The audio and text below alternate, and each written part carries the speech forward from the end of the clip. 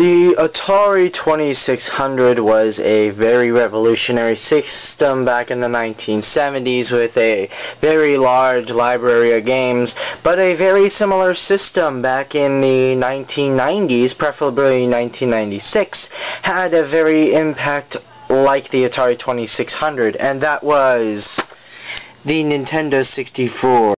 The Nintendo 64 revolved around a large library of games, preferably over 300 of them, correct me if I'm wrong, but they had a lot of games, and such popular ones like Majora's Mask, Ocarina of Time, and Super Mario 64. The Nintendo 64 was a very successful system for its time, and the cartridges were easy to put into the system and easy to take out. And I really loved this system back in the day, and I really love it now. And the control scheme is much different. What is this? This is not a normal controller. This is just out of hand.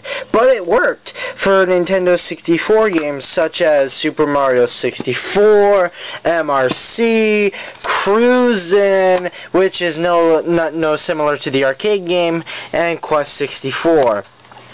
All these games, except for one, require a jumper pack.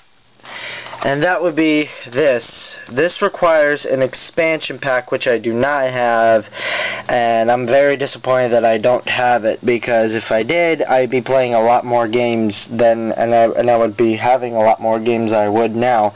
So its collection is slowly growing, but I barely had a chance to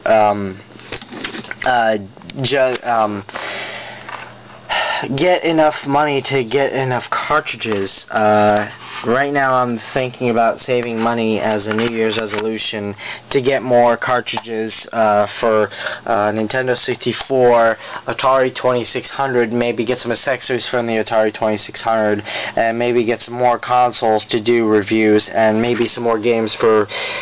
Oh, that's next week's review. The Nintendo Entertainment System. Oh, and look what it's got here. It's got Tetris on it. That's pretty innovative.